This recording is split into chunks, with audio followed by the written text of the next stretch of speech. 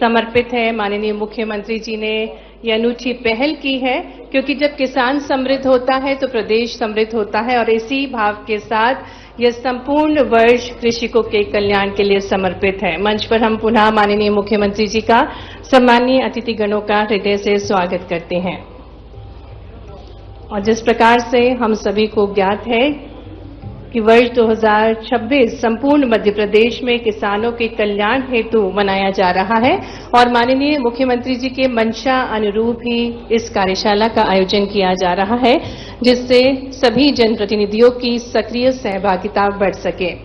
हम माननीय मुख्यमंत्री जी को बताना चाहेंगे कि आज की इस कार्यशाला की शुरुआत तकनीकी सत्र से की गई, जिसमें विभिन्न विभागों द्वारा तकनीकी सत्र हुए, और हम माननीय मुख्यमंत्री जी के स्वागत हेतु निवेदन करते हैं हमारे मध्य प्रदेश के कृषि मंत्री श्री ऐदल सिंह कंसाना जी से कि वे माननीय मुख्यमंत्री जी को पुष्पगुच्छ भेंट करके उनका स्वागत करें। आपकी तालियों के साथ हृदय से स्वागत है माननीय मुख्यमंत्री जी का, जिनका अनूठा विचार है कि जब कृषि समृद्ध होंगे तो मध्य प्रदेश भी समृद्ध होगा। और इसी क्रम में निवेदन है कृषि उत्पादन आयुक्त श्री अशोक बंडवाल जी से कि आप भी माननीय मुख्यमंत्री जी को पुष्पगुच्छ भेंट करके उनका अभिनंदन करें। हृदय से स्वागत है यशस्वी मुख्यमंत्री जी का आज की इस कार्यशाला में। आग्रह करेंगे माननीय कृषि मंत्री श्री ऐदल सिंह कंसाना जी से कि वे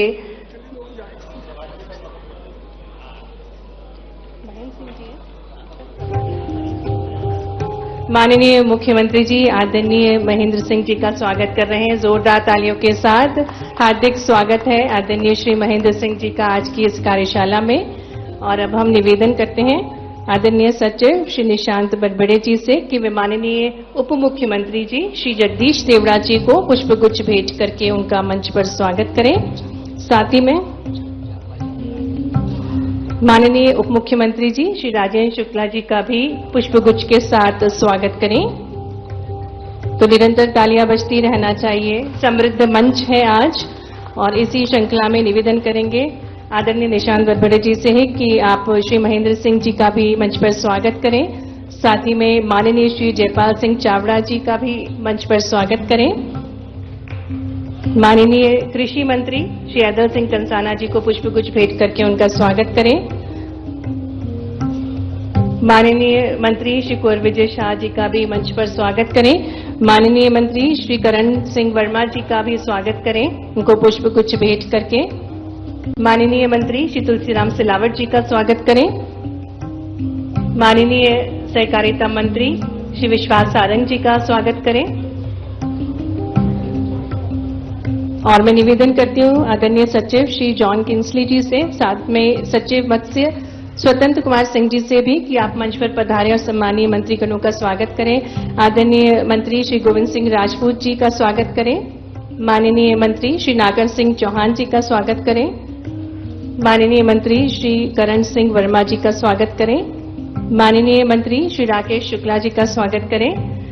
माननीय मंत्री श्री इंदर सिंह परमार जी का स्वागत करें।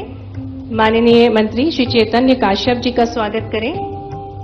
माननीय मंत्री श्री धर्मेंद्र भाव सिंह लोधी जी का स्वागत करें। माननीय राज्य मंत्री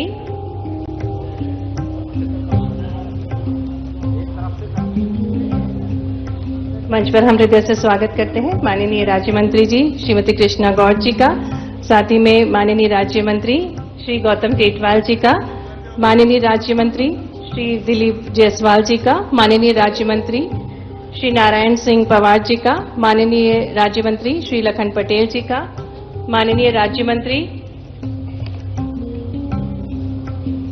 दिलीप अहिरवार जी का, माननीय राज्य मंत्री श्रीमती राधा सिंह जी का। समृद्ध मंच का एक बार जोरदार तालियों के साथ हम हृदय से स्वागत करते हैं, हृदय से अभिनंदन करते हैं। और अब मैं आग्रह करती हूं आदरणीय कृषि उत्पादन आयुक्त श्री अशोक बंडवाल जी से कि वे स्वागत उद्बोधन देने का कष्ट करें।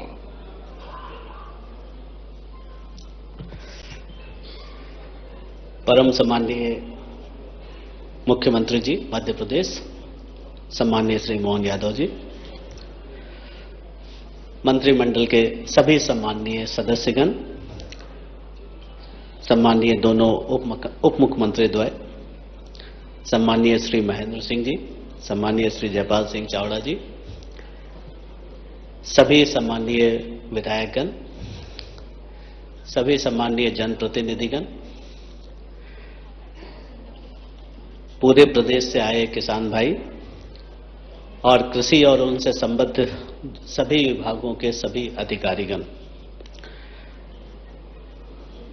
आप सबको विदित है कि 2026 कृषि वर्ष के रूप में मध्य प्रदेश में मनाने का निर्णय माननीय मुख्यमंत्री जी ने लिया और उसके पीछे सोच ये थी कि हम जो है लगातार कृषि के क्षेत्र में पिछले 10 सालों से दोहरे अंक में जो वृद्धि कर रहे हैं, उस वृद्धि को आगे बनाए रखने के लिए कुछ नई चीजें करनी जरूरी है। अगर हम पुराने ही ढर्रे में चलेंगे तो ये जो वृद्धि हमें पिछले 15 सालों से मिल रही है, वो वृद्धि शायद हमें आगे नहीं मिल पाएगी। इसलिए कुछ नया करना जरूरी है और इस सोच को लेकर माननीय मुख्यमंत्री जी ने कहा कि कृषि को 2026 में फोकस में लाया जाए और उसके लिए 17 विभागों को जोड़कर पूरी रणनीति बनाने की बात हुई। आज का ये वर्कशॉप जो है माननीय मुख्यमंत्री जी के परिकल्पना थी कि सभी सम्मानीय जनप्रतिनिधियों को इस पावन काम से, इस पवित्र काम से जोड़ा जाए, जिससे जनता तक सरकार की पूरी सोच जो है वो सही ढंग से पहुंच सके। जो हम लोगों ने माननीय मुख्यमंत्री जी को मैं बताना चाहूंगा, आज जो पहले सत्र में हमारे 4 तकनीकी सत्र हुए, पहला सत्र जो है वो ऑर्गेनिक जैविक खेती पर था और कई वक्ताओं ने जो वास्तव में किसान थे या जैविक खेती से जुड़े थे, उन्होंने अपने अपने अनुभव यहाँ पे साझा किए। जैसे जबलपुर के ताराचंद वेल जी जो है, उन्होंने जब बताया तो उन्होंने एक एक फसल के बारे में बताया कि कैसे 18 फसलों में उन्होंने जो है वो जैविक खेती को इस्तेमाल कर और अच्छी प्रोडक्टिविटी लाकर और अपना काम किया है। दूसरा सत्र जो था वो उद्यानिकी में नर्सरी पर था, क्योंकि अगर हमें उद्यानिकी को आगे बढ़ाना है तो हमें 2 चीजों पर ध्यान देना पड़ेगा। एक तो पौध सामग्री सही मिले और दूसरा प्रोसेसिंग हो सके। प्रोसेसिंग होगा तो किसान को सही वैल्यू मिलेगा। तो कई नर्सरी जो निजी किसान थे जो नर्सरी का काम कर रहे थे प्रदेश में, उन्होंने अपने अनुभव साझा किए। उदाहरण के लिए बिहारी लाल पाटीदार जी रतलाम से आए थे। 4 एकड़ की नर्सरी में वो 4 करोड़ पौधे बेचते हैं और 8 करोड़ का बिजनेस करते हैं। और सबसे बड़ी बात ये थी कि उनका कहना था कि उनके क्षेत्र में जब उन्होंने नर्सरी खोली तो किसानों को 3 रुपये प्रति पौधे मिलता था। उन्होंने 2 रुपये प्रति पौधे का रेट रखा और उसके बाद 8 करोड़ का बिजनेस किया। तो नर्सरी का जो है वो काफी अच्छा व्यवसाय है। फूड प्रोसेसिंग की बात हुई तो विदिशा के सुश्री रेखा शर्मा जी ने डिहाइड्रेटेड फूड को डिहाइड्रेट करके बेचने के लिए कैसे उससे वैल्यू हो सकता है, उसके बारे में बात की। भोपाल के प्रतिभा तिवारी जी ने कोदो और रागी से आइसक्रीम बनाने की बात की। तो कोदो और रागी से भी आइसक्रीम बन सकता है, ये एक नई सोच थी। तो इस तरह के नई सोच अगर हम लाएंगे तभी हम कृषि में जो हमारी वृद्धि दर है उस वृद्धि दर को बरकरार रख पाएंगे। केज कल्चर के बारे में जो चौथा सत्र था, केज कल्चर के बारे में फिशरीज डिपार्टमेंट ने जानकारी दी। अभी जो ये सत्र है, इस सत्र में जो विभिन्न विभाग हैं वो अपनी अपनी गतिविधियों के बारे में कुछ अलग चीजें जो पूरे विभाग में जो महत्वपूर्ण चीजें ले रहे हैं उसकी एक झलक देने की कोशिश करेंगे। कृषि विभाग हो चाहे उद्यानिकी विभाग हो, दोनों कृषि के क्षेत्र में क्या क्या नया करने की बात हो रही है उसके बारे में बात करेंगे। उसके बाद पशुपालन विभाग जो है वो स्वावलंबी गौशाला और दुग्ध उत्पादन को कैसे बढ़ाएं उस पर बात करेगा।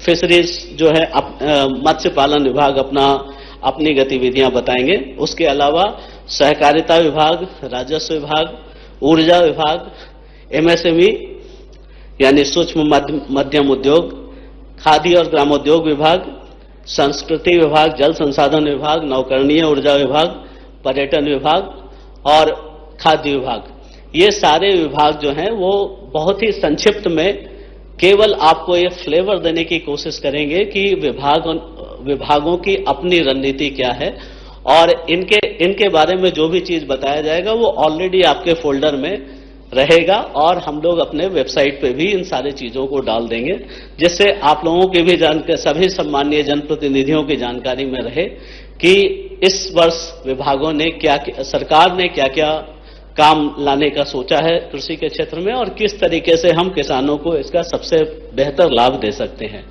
तो मैं आज के इस कार्यशाला में एक बार फिर से सम्मानीय मुख्यमंत्री जी, सभी सम्मानीय मंत्रीगण, श्री आदरणीय महेंद्र सिंह जी, आदरणीय जयपाल सिंह चावड़ा जी और सभी सम्मानीय जनप्रतिनिधियों का राज्य शासन की ओर से स्वागत करता हूं।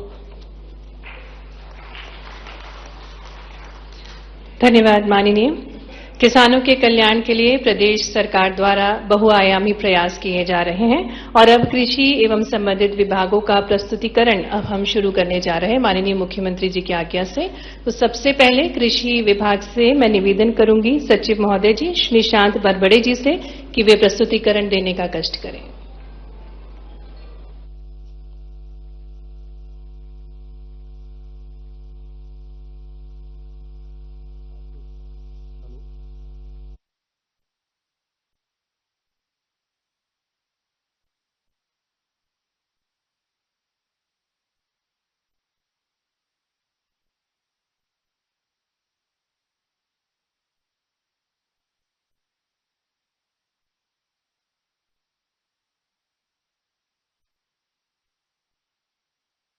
आज के इस कार्यक्रम के मुख्य अतिथि मध्य प्रदेश शासन के मुख्यमंत्री माननीय डॉक्टर मोहन यादव जी, श्री महेंद्र सिंह जी, श्री जयपाल सिंह चावला जी, माननीय उप मुख्यमंत्री द्वयगण, माननीय मंत्रिमंडल, माननीय विधायकगण, पूरे प्रदेश से आए हुए माननीय प्रबुद्धगण, प्रगतिशील किसान बंधुओं, एफपीओ के साथियों,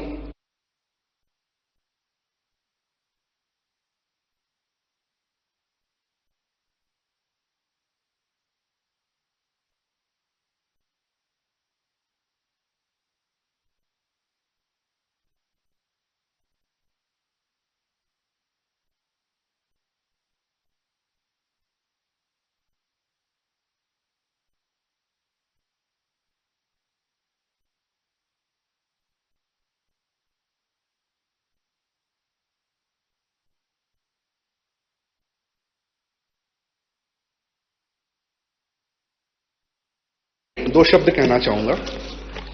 इस विजन डॉक्यूमेंट को बनाने के लिए, विजन स्टेटमेंट को बनाने के लिए सभी स्टेक होल्डर से चर्चा की गई और इसमें जो मुख्य केंद्र था वो हमारा किसान है। और हमें सब पता है कि हमारे प्रदेश में हमारे 80% जो किसान हैं वो लघु और सीमांत किसान हैं और हमारे 80% किसानों के पास में 20% कुल एरेबल एरिया का रकबा है। इसका मतलब ये हुआ कि यदि हमें उसे आत्मनिर्भर बनाना है, उसको वित्तीय रूप से सक्षम बनाना है, तो यह जरूरी है कि ना सिर्फ हम तकनीक को आत्मसात करें, हम उत्पादक और उत्पादकता की चीजों को भी अपने साथ में अपनी योजनाओं में इंटीग्रेट करें और साथ साथ में जैसा कि आप देख रहे हैं मूल्य श्रृंखला, आपने सुबह के सत्र में देखा किस प्रकार से विपणन से किसानों की आमदनी में ना सिर्फ दुगनी बल्कि चौगुनी प्रगति हुई है। तो वैल्यू चेन और विपणन पे फोकस करते हुए ये हमारा विजन स्टेटमेंट था। Next please. मैं सम्मानीय सदन को अवगत कराना चाहूंगा कि 2024 में भारत के यशस्वी प्रधानमंत्री नरेंद्र मोदी जी के द्वारा किसान को आधार रखते हुए डिजिटल टेक्नोलॉजी को पूरे संपूर्ण राष्ट्र में लागू करने का निर्णय लिया गया और मध्य प्रदेश इस एग्रीस्टैक नामक योजना में नंबर 1 पर है। मध्य प्रदेश में अभी तक के कुल 1 करोड़ 3 लाख किसानों का एग्रीस्टैक में रजिस्ट्रेशन हो चुका है। एग्रीस्टैक क्या है ये जानना बहुत जरूरी है। मोटे शब्द में बताऊं तो एग्रीस्टैक एक ऐसी डिजिटल पब्लिक इंफ्रास्ट्रक्चर है जिसके माध्यम से संपूर्ण किसान का लेखा जोखा एक क्लिक के माध्यम से हमारे सामने रहता है। इसके 3 मुख्य भाग हैं। पहला होता है फार्मर रजिस्ट्री, यानी किसान का नाम और उससे जुड़े हुए ब्यौरे। दूसरा होता है उस किसान के द्वारा धारित किया गया रकबा। यह रकबा खसरा नंबर भी है और साथ साथ में इसके अक्षांश और देशांश भी कंप्यूटर पे उपलब्ध हैं। और इसी रकबे पे, इसी सर्वे नंबर पे उस किसान ने तीनों फसलों में ग्रीष्म की और ग्रीष्मकालीन यदि वो लेता है वो, या फिर रबी और खरीफ यदि वो फसल लेता है, तो उन फसलों का ब्यौरा भी, जो गिरदावरी हमारा पटवारी करता था, वो गिरदावरी भी अब डिजिटल हो गई। इसको हम फसल रजिस्ट्री यानी डिजिटल क्रॉप सर्वे का नाम देते हैं। इसके फायदे बहुत सारे हैं, बट अति संक्षेप में बोलूं तो ये डुप्लीकेसी को कम करता है, सटीक तरीके से हमारी योजनाओं को अन्नदाता के माध्यम तक पहुंचाता है, और साथ साथ में हमारे संसाधनों के बेहतर नियोजन के लिए भी बहुत कारगर सिद्ध होता है। पूरे राष्ट्र में हम ये नंबर 1 पर हैं, और हम इसके अंत में जब मेरे प्रेजेंटेशन होगा, इस संबंध में हमारा आपसे क्या अनुरोध रहेगा, हम आपसे क्या मदद की अपेक्षा रखते हैं, उस पर मैं और बात करूंगा। Next please. उर्वरक यानी खाद बहुत सबसे इंपॉर्टेंट और सबसे मैं कहूंगा ज्वलनशील मुद्दा रहता है हमेशा।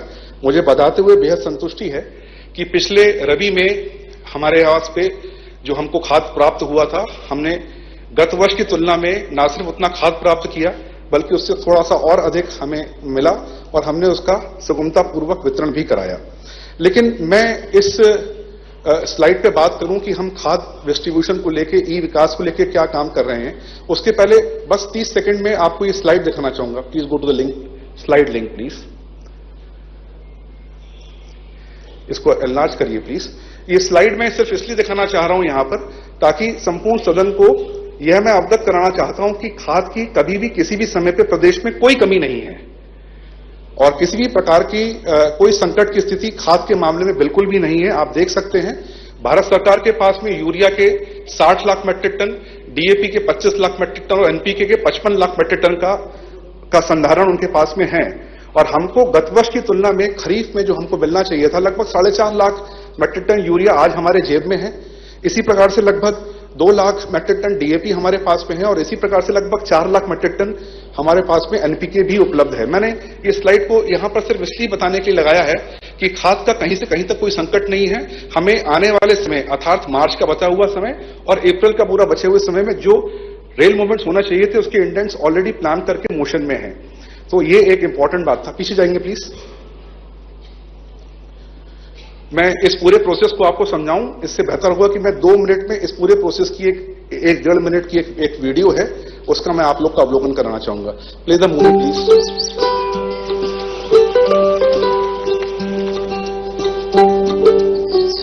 काकरा तैयार रहने के लिए खाद लेने जाना है, और तू यहाँ मोबाइल में घुसा है। अरे चाचा जी बैठिए, खाद का ही इंतजाम कर रहा हूँ। अब खेती आसान हो गई है। अच्छा, मोबाइल पे? बिल्कुल। हमारे प्रधानमंत्री नरेंद्र मोदी जी ने जो डिजिटल इंडिया के अंतर्गत एग्रोस्टेक शुरू किया है ना, उसका जादू दिखाते हैं आपको। अच्छा, दिखा तेरा जादू। ये देखिए, ये है खाद लेने के लिए कृषि विभाग मध्य प्रदेश शासन का विकास पोर्टल। विकास पोर्टल? हाँ, विकास पोर्टल यानी वितरण एवं कृषि उर्वरक आपूर्ति समाधान, जहां से बिना किसी भीड़ भाड़ के आप बुकिंग करके अपनी खाद प्राप्त कर सकते हैं। अच्छा, हाँ हाँ। वो कैसे? ये देखिए, यहाँ आधार से किया लॉगिन, उसके बाद आपको जाना है एग्रोस्टेक में, जो कि डिजिटल किसान रजिस्ट्री है। अच्छा, यहाँ से आपको रकबे की सारी जानकारी मिल जाएगी, और उसके हिसाब से आपको जो फसल लगानी है उसको चुनिए, और कृषि विज्ञान केंद्र के अनुसार आपकी फसल में कितनी खाद लगनी है उसकी मात्रा ऑटोमेटिक आपको यहाँ दिखने लगेगी। और अगर आप समिति के सदस्य हैं तो हाँ चुनो, और नहीं है तो ना चुनो। अरे हम तो समिति के बहुत पुराने सदस्य हैं। तू आगे बता। बस फसल के बाद उसकी खाद चुनिए, और सोसाइटी, मार्केट, एग्रो या निजी विक्रेता जिससे भी आपको खाद लेनी है उसका विकल्प आप खुद चुनिए, और ये यहाँ क्लिक किया और आपको मिलेगा ई टोकन। ई टोकन? इसका क्या करना है? अब 3 दिन के भीतर कभी भी आप अपने विक्रेता के पास जाइए, अपना QR कोड वाला ई टोकन दिखाइए और खाद ले जाइए। क्यों चाचा, है ना एकदम आसान? हाँ बेटा, ये तो बहुत आसान है। बहुत बहुत धन्यवाद तेरे इस विकास पोर्टल का। अरे धन्यवाद कीजिए हमारे प्रधानमंत्री नरेंद्र मोदी जी के डिजिटल इंडिया एग्रोस्टेक और मुख्यमंत्री डॉक्टर मोहन यादव जी का, जिनकी आधुनिक सोच और दूरदर्शी नेतृत्व में मध्य प्रदेश ने देश में सबसे पहले ये व्यवस्था लागू की है। बहुत बहुत धन्यवाद प्रधानमंत्री जी। वाह मुख्यमंत्री जी, वाह। आपका दिल से धन्यवाद करता है प्रदेश का किसान, क्योंकि आपने उसकी जिंदगी कर दी है बिल्कुल आसान। ई विकास प्रणाली में अनुशंसित मात्रा से अधिक उर्वरक क्रय करने की सुविधा भी उपलब्ध कराई। जैसा कि आपने देखा जिस प्रकार से बस इतना ही कहना चाहूंगा इस मुद्दे पे कि खाद का वितरण जो है वो अब इलेक्ट्रॉनिक तरीके से सुगमता से किया जा सकता है, आपकी जानकारी के लिए। Next please. ग्रीष्मकालीन उड़द बोनस प्रोत्साहन योजना के बारे में अवगत कराना चाहूंगा कि माननीय मुख्यमंत्री जी ने हाल के ही कैबिनेट में निर्णय लिया है कि ग्रीष्मकालीन उड़द की फसल को बढ़ावा देने के लिए प्रत्येक क्विंटल पे 600 रुपए का बोनस ऐलान किया गया है। यह बोनी का समय बिल्कुल सामने है।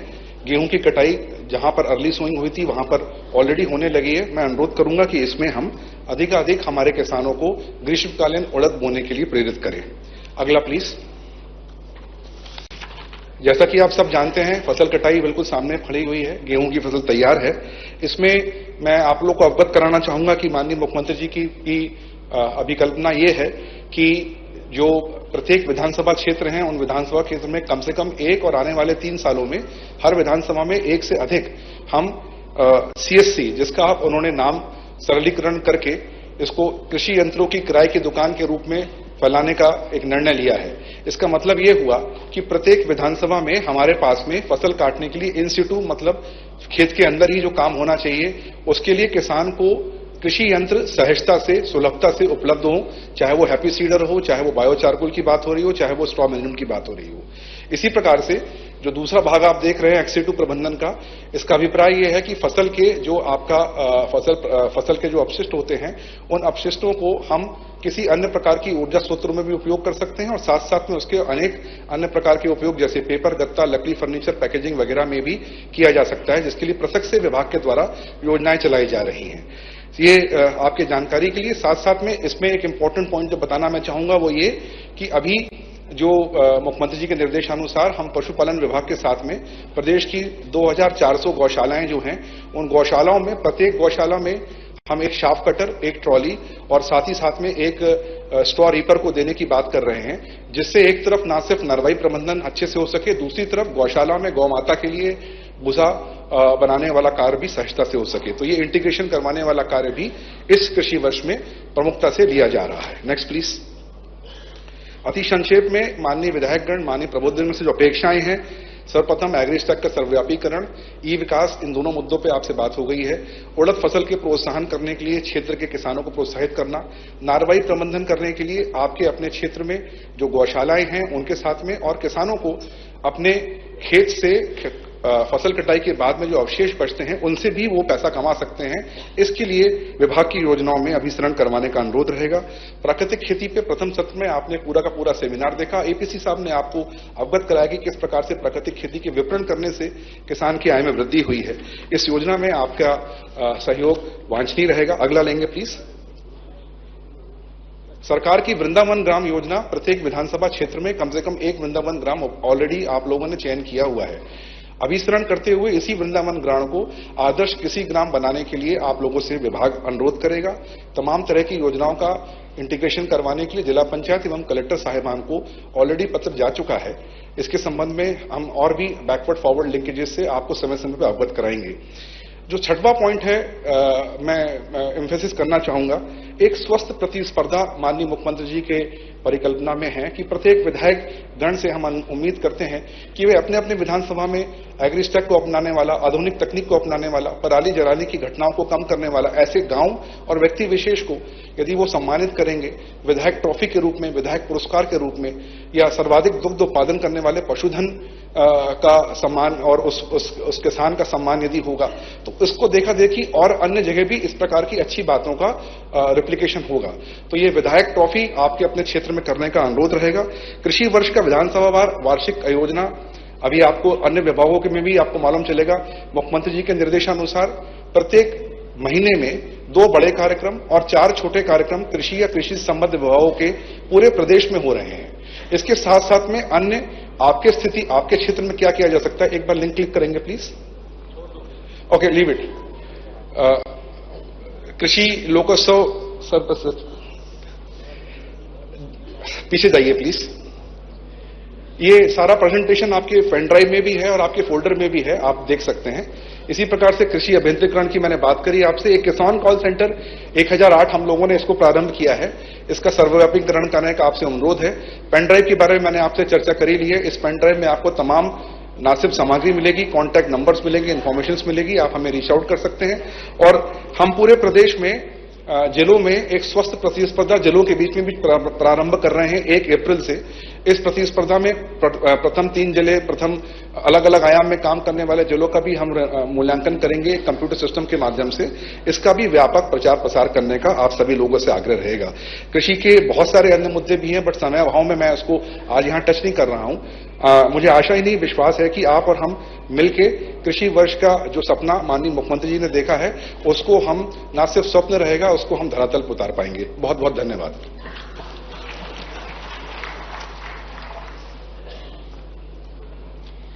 धन्यवाद सर। और इसी श्रृंखला में उद्यानिकी विभाग से मैं आदरणीय श्री जॉन किंग्सली सचिव महोदय जी से अनुरोध करती हूं प्रस्तुतिकरण के लिए।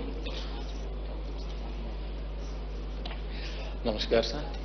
Next slide.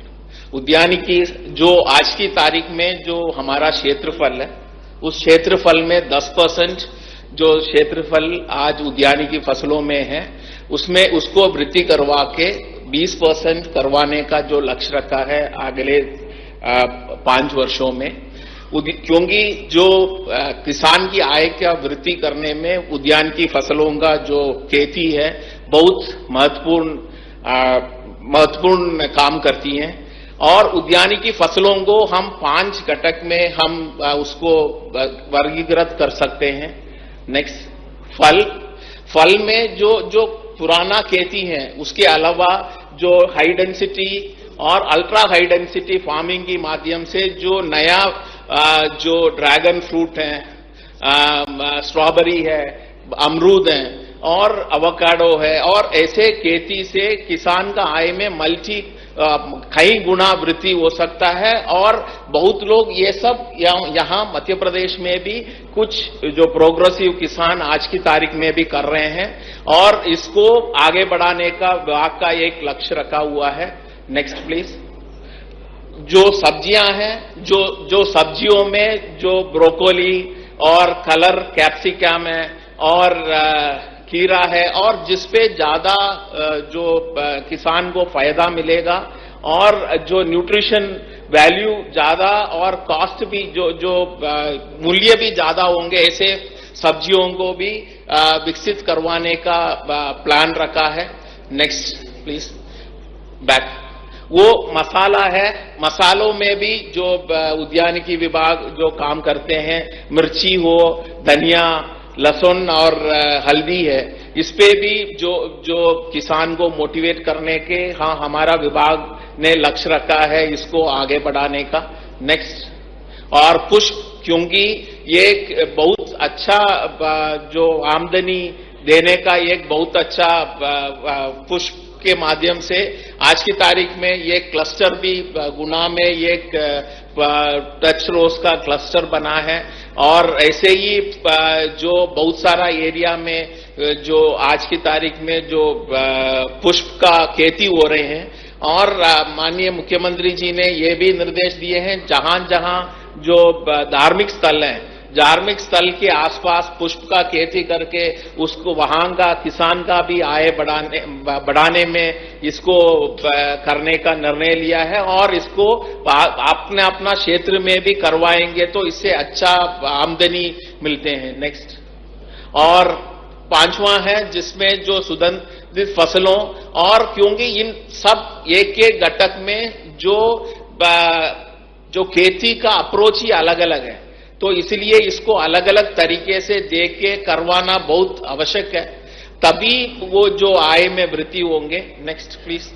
और इसके अलावा जब तक किसान इसको जाके जो सक्सेसफुल किसान के माध्यम से सीखेंगे नहीं, तब तक खुद देख के नहीं सीखेंगे, तब तक वो, इसलिए हमने जो राज्य के बाहर और अंदर भी जो सक्सेसफुल किसान के खेतों में लेके जाके उसको दिखा के जो उनका एक्सपोजर विजिट का बहुत बड़ा जो माध्यम रखे हैं। इसके अलावा भी हमने जो प्रोग्रेसिव किसान को पुरस्कृत करवा के उनको दूसरा किसान को भी एक क्लस्टर के रूप में बनाने का निर्णय रखा है। Next please. तो नेक्स्ट है जो क्लस्टर विकास, जो क्लस्टर में जो ये क्लस्टर में जो इन सबको करेंगे तो उससे वैल्यू चेन में उसको लेके आके और फूड प्रोसेसिंग से भी उसको जोड़ सकते हैं। इसका भी जो लक्ष्य रखा हुआ है उसको अलग अलग जो एग्रो क्लाइमेटिक जोन के हिसाब से हम जो जिलों को या अलग अलग क्लस्टर बना के इसमें करेंगे। नेक्स्ट, जो अभी नया जो मखाना का खेती को जो इंट्रोड्यूस किए हैं जो 4 जिलों में, उसको हम एक्सपैंड करवा के और 10 जिलों में बढ़ा रहे हैं। इसके अलावा जो खाद का कम यूटिलाइजेशन के लिए अल्ट्रा जो ऑटोमेटेड फर्टिगेशन सिस्टम को प्रमोट कर रहे हैं और ultra low cost shade net house को भी हम प्रमोट कर रहे हैं, जिससे किसान जो कम खर्चे में शासन की सहयोग के साथ जो इस हाउसेस को यूज करके अपना खेती को वृद्धि करें और आगे बढ़ाएं। और आप सबको और डिटेल और चाहिए तो उस फोल्डर में होंगे। इसके अलावा भी विभाग तैयार है और आप लोगों को डिटेल जो आपको जो मिला हुआ किट के अंदर उपलब्ध है। Thank you very much.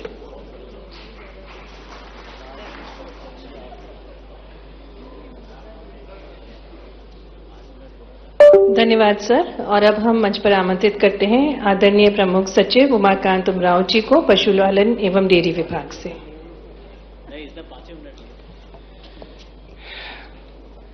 मंचासीन माननीय मुख्यमंत्री जी, मंच में आसीन सभी सम्मानीय अतिथिगण, सभी समस्त सम्मानीय माननीय मंत्रीगण, समस्त माननीय विधायकगण, समस्त माननीय प्रबुद्ध जनगण और अधिकारी साथी, आज का जो अभिमुखीकरण कार्यक्रम है उसके सबसे महत्वपूर्ण बिंदु में यहां बोलने के लिए आपके सामने उपस्थित हूं। और वो महत्वपूर्ण बिंदु है गौ माता, साथ में भैंस भी। जिनको गौ माता का आशीर्वाद चाहिए वो मेरा प्रस्तुतिकरण को ध्यान से सुने, ऐसा आग्रह है। आप सभी को पता है कि माननीय मुख्यमंत्री जी ने नेक्स्ट प्लीज, माननीय मुख्यमंत्री जी ने दुग्ध उत्पादन को डबल करने का और मध्य प्रदेश को मिल्क कैपिटल बनाने का लक्ष्य रखा हुआ है। इस लक्ष्य को प्राप्त करने के लिए क्या किया जाना है, क्यों किया जाना है और कैसे करना है, बस केवल इन 3 बिंदुओं में मैं आपके सामने अपनी बात रखूंगा। हमारे यहां गुजरात से लगभग 50% अधिक गाय और भैंस हैं, 50% अधिक हैं।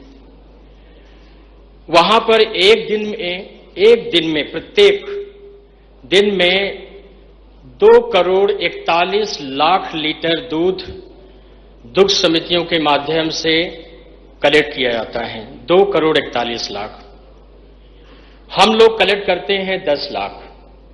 माननीय मुख्यमंत्री जी ने जब से इसमें अपने निर्देश दिए हैं उसके बाद हम लोग जरूर करीब 12.5 लाख 25% बढ़े हैं पिछले 7-8 महीने में, बस इसके पहले 10 सालों तक लगभग 10 लाख कलेक्ट करते थे, जबकि हमारे यहां जानवर 50% ज्यादा हैं। वहां पर एक साल में जो दुग्ध सेक्टर है उसका स्टेट जीडीपी में कंट्रीब्यूशन है 90,000 करोड़। 90,000 करोड़, और इस 90,000 करोड़ में 50,000 करोड़ के लगभग सीधे किसानों को जाता है। हमारे यहां जो गेहूं और राइस पैदा होता है, चावल पैदा होता है, कुल जितना पैदा होता है उसको यदि हम उसकी मिनिमम सपोर्ट प्राइस से देख लें तो शायद वो 90,000 करोड़ से कम होगा। पॉइंट मैं ये कहना चाहता हूं कि अब समय आ गया है कि हम पशुपालन को एक बहुत बड़ी आर्थिक स्थिति के रूप में देखें। आग्रह यह है कि ऐसा क्यों है कि गुजरात में हमसे कम एनिमल होने के बाद भी हमसे ज्यादा उत्पादन होते हैं। कई कारण हैं, लेकिन सबसे बड़ा कारण यह है कि हमारे यहां जो लगभग 3 करोड़ गाय और भैंस हैं, उनमें केवल 35% ही अच्छी नस्ल के हैं, केवल 35%। जो अच्छे राज्य हैं, चाहे वो गुजरात हो, हरियाणा हो या कोई और हो, वहां लगभग 90, 95, 98% अच्छी नस्ल के गाय और भैंस होते हैं। तो जो हमारे मिल्क कैपिटल बनाने का लक्ष्य है या डबल करने का लक्ष्य है, उसकी केवल एक ही जादू की छड़ी है, और वो ये है कि हम अपनी जो 70% करीब जो अच्छी नस्ल की गाय भैंस नहीं है, जो आधा लीटर, 1 लीटर, 1.25 लीटर, 1.5 लीटर देती हैं, उसको हम अच्छी नस्ल में बदल लें, उसकी नस्ल सुधार लें। और इसके लिए जो सबसे सहज और सबसे आसान और सस्ता तरीका है, वो है कृत्रिम गर्भाधान। हम लोगों के यहां लगभग 10-12% ही कृत्रिम गर्भाधान होता है, जबकि अन्य राज्यों में 95, 98, 97% होता है। और यही आपकी और हमारी भूमिका है। मैं आग्रह करूंगा कि कृत्रिम गर्भाधान के प्रति जो परिवेश बनाना है और जो मना स्थिति बनानी है पशुपालकों की, उसमें आप सभी लोगों का बहुत महत्वपूर्ण योगदान हो सकता है। सरकार की तरफ से कोशिश पूरी हो रही है। इसके जो तंत्र है उसमें जो भी आवश्यक है, बहुत से टेक्निकल लोगों की भर्ती करना, उनको ट्रेन करना, उनको रिफ्रेशर कोर्स करना, जो लॉजिस्टिक सपोर्ट है वो देना, हर जिले के बारे में कितने संभावित गाय भैंसे हैं जो 1 साल में हीट में आ सकती हैं, उनकी संख्या निकालना, उसके हिसाब से लक्ष्य देना, और प्रतिदिन एआई का कृत्रिम गर्भाधान की समीक्षा करना कि कहां अच्छा हो रहा है और कहां अच्छा करने की जरूरत है। और ये फ्री में है, एआई फ्री है, इसमें कोई पैसा नहीं लगता, चाहे कितनी बार किसान करा सकते हैं, उसके लिए कोई पैसा नहीं है। और यही 65-70% हमारी जो भैंस गाय हैं, जो आधा लीटर 1 लीटर देती हैं, वो केवल 2 जनरेशन में 8 लीटर 10 लीटर देने के लिए उपलब्ध हो जाएंगी, देने लगेंगी। बस केवल यही है कि हमको एआई कराना पड़ेगा। अभी हम लोग 10 लाख करीब करते हैं, माननीय मुख्यमंत्री जी के निर्देशानुसार हम लोग इसको 70 लाख तक ले जाना चाहते हैं, और ये संभव है, क्योंकि इसके लिए जो मैन पावर चाहिए वो विभाग कर रहे हैं, उसके लिए जो उनकी स्किल चाहिए उसकी व्यवस्था की जा रही है, उसके लिए जो लॉजिस्टिक चाहिए वो भी व्यवस्था की जा रही है। बस आपकी आवाज बुलंद हो जाए तो हर पशुपालक का मन बन जाएगा, और इसके लिए न आपकी जेब से पैसा जाना है, न किसी की जेब से पैसा जाना है, केवल लाभ होगा। और फिर शायद हम 50,000 करोड़ नहीं, हम शायद 70,000 करोड़ हर साल किसानों की जेब में डाल पाएंगे। लेकिन इसके लिए आवश्यक है कि किसान कैसे तैयार होगा। Next please. इसके लिए आवश्यक है कि हमारा और समाज का, हमारा मतलब हमारे जो टेक्निकल लोग हैं उनका, कर्मचारी जो विभाग के हैं, और समाज का बहुत ही जीवंत सोशल कांटेक्ट होना जरूरी है। और इसके लिए नेक्स्ट, इसका दिखाना नेक्स्ट। और इसके लिए एक विभाग में एक कार्यक्रम चलाया गया जिसका नाम दुग्ध समृद्धि संपर्क अभियान है। इसमें हमारा लक्ष्य है, हम हर पशुपालक के घर में जाएंगे इंडिविजुअली, कोई सामूहिक बैठक नहीं, कोई सभा नहीं, कोई मीटिंग नहीं, कुछ नहीं। हर घर में, हर पशुपालक के हम घर में जाएंगे और केवल 3 विषयों में बात करते हैं हम। एक है पोषण, दूसरा है स्वास्थ्य, और तीसरा है नस्ल सुधार, और इससे होने वाले प्रॉफिट, इसके लिए जो भी आवश्यक ट्रेनिंग और वो आवश्यकताएं हैं वो सब पूरी की जा रही हैं। इसके 2 चरण ऑलरेडी हो चुके हैं। हम लोग करीब 11.5 लाख घरों में होके आ चुके हैं, और अगला राउंड जो है वो अप्रैल में है, जिसमें लगभग 7 से 8 लाख घरों में हम जाएंगे। पिछले भी कई चरणों में आप सभी लोग बहुत सी संख्या में गए थे। मेरा आग्रह है कि अप्रैल वाले चरण में आप जरूर भागीदारी करें और नेतृत्व प्रदान करें। अगला, लेकिन इसके लिए हमको लक्ष्य भी रखना पड़ेगा और कुछ केंद्रित लक्ष्य भी रखना पड़ेगा। तो जैसे निर्मल भारत अभियान चलाया गया था माननीय प्रधानमंत्री जी के नेतृत्व में, और बहुत से गांवों को स्वच्छ बनाया गया, शहरों को स्वच्छ बनाया गया, उसी तर्ज पे 5-6 बिंदुओं पर गांवों को, जितने भी हमारे यहाँ गांव हैं जिनके यहाँ दूध होता है, जिन गांव में दूध होता है, उन सभी को क्षीरधारा ग्राम योजना के रूप में, क्षीरधारा ग्राम के रूप में बदलना है। और कुछ नहीं, 5-6 एक्टिविटीज करनी है। पहला कि वहां जितने भी गर्भाधारण हो, इंसेमिनेशन जितने भी हों, वो सभी अच्छी नस्ल से ही हों, चाहे वो नेचुरल हो या एआई से हो। दूसरा, 100% वहां वैक्सीनेशन हो। तीसरा, वहां जो अवर्णित नस्ल के जानवर हैं वो ना हो। चौथा, वो जो निराश्रित जानवर हैं उनको हम गौशालाओं में सेटल करें। और इसी तरह पोषण का और हरे चारे का है। इसमें भी आग्रह आपसे रहेगा कि आप सभी लोग यदि एक एक, दो दो, तीन तीन, जो भी आप संभव हो सकता है वो गांव गोद ले लें और उनके अगले 1, सवा, 1.5 साल में क्षीरधारा ग्राम के रूप में परिवर्तित कर दें तो बहुत बड़ा उपकार होगा बहुत से किसानों का। अभी हमको यदि कोई भी जानवर लाना होता है अच्छी नस्ल का, चाहे वो गाय हो या भैंस हो, हम बाहर से लाते हैं, हरियाणा से, यहां से, वहां से लाते हैं और वो बहुत महंगे दामों में मिलते हैं। उनके आने जाने का खर्च अलग रहता है और यहाँ के जलवायु में वो एक्लेमेटाइज नहीं होते हैं, कई मर जाते हैं। इसलिए आवश्यक है कि हमारे यहाँ ही ऐसा मार्केट डेवलप हो कि हम ही लोग पैदा करें और हम ही लोग अपने यहाँ के लोगों को बेचें। इसको उद्देश्य में ध्यान में रखकर ब्रीडर एसोसिएशन की एक अवधारणा पे काम किया जा रहा है। अभी इसकी मेंबरशिप चालू है। उद्देश्य यह है कि कोई भी पशुपालक जिसके पास 20 या इससे अधिक एक ही जेनेटिकल हिस्ट्री के जानवर होंगे या एक ही ब्रीड के होंगे वो मेंबर हो सकते हैं। उनकी जेनेटिकल प्योरिटी बनाए रखने के लिए, कोई उसमें मिक्सिंग ना हो, पालन ठीक से हो, इस सब के लिए जो है हमारे विभाग उनको हैंड होल्ड सपोर्ट देगा। और एक डिजिटल मार्केट हम क्रिएट करेंगे कि जिसके पास जितने हैं उसमें अपलोड कर सकते हैं और कोई भी पशुपालक पूरे प्रदेश से कहीं से भी उनके यहां जाके अच्छी बछिया या अच्छी पड़िया खरीद सकता है। Thank you.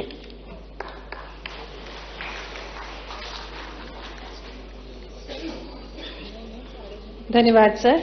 और अब हम आमंत्रित करते हैं आदरणीय सचिव मछुआ कल्याण एवं मत्स्य कल्याण विभाग श्री स्वतंत्र कुमार सिंह जी को।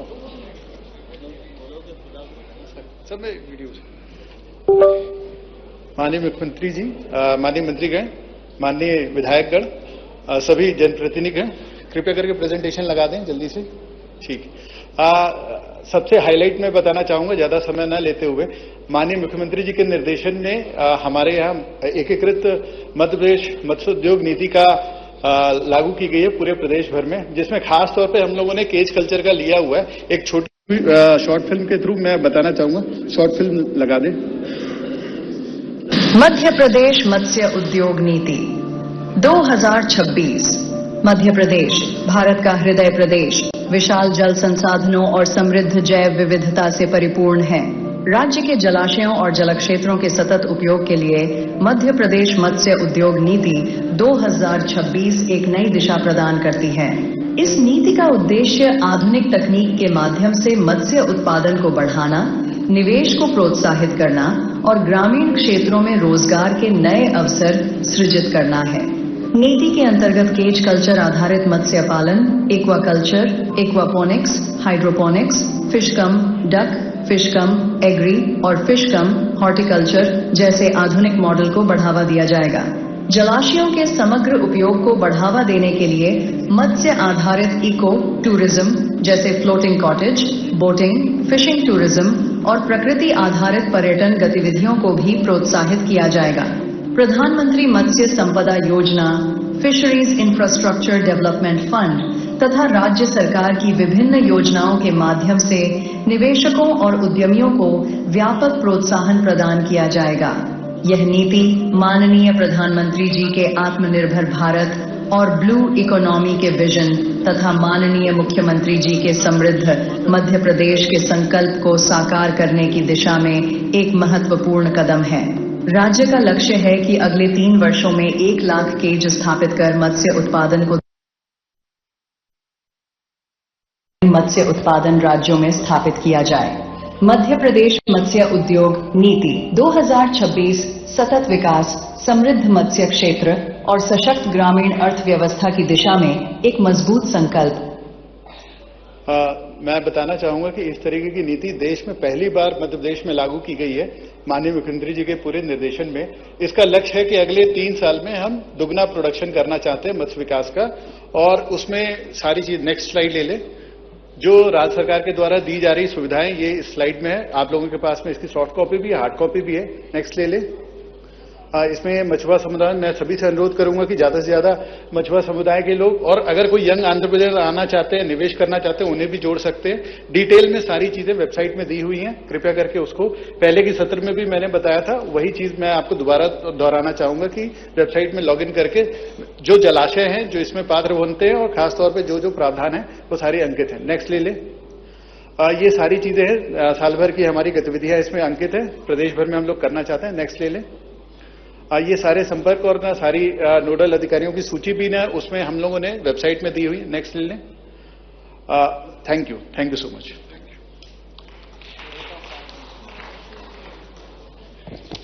धन्यवाद सर। और अब हम आमंत्रित करते हैं प्रमुख सचिव सहकारिता विभाग श्री डीपी आहूजा जी को प्रस्तुतिकरण के लिए।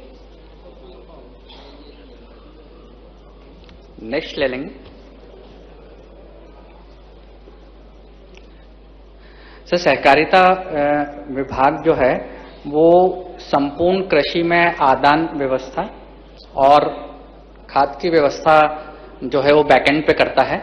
सर्वप्रथम विभाग ने अपने लिए लक्ष्य जो है, जो अल्पकालीन ऋण है, वो हम लोग लगभग 22,500 करोड़ रुपए हमने बांटा। इस साल हमने जो है 10% की वृद्धि उसमें रखी है। मुझे ये बताते हुए आपको हर्ष है कि संपूर्ण पैक्स में 100% कंप्यूटराइजेशन होने की वजह से आगे की जो बातें मैं रख रहा हूं वो सभी कंप्यूटराइजेशन पे आधारित था। पैक्स में देश के अंदर में हम लोग जो है प्रथम स्थान पर हैं कि 100% का कंप्यूटराइजेशन हमारा कार्य खत्म हो गया।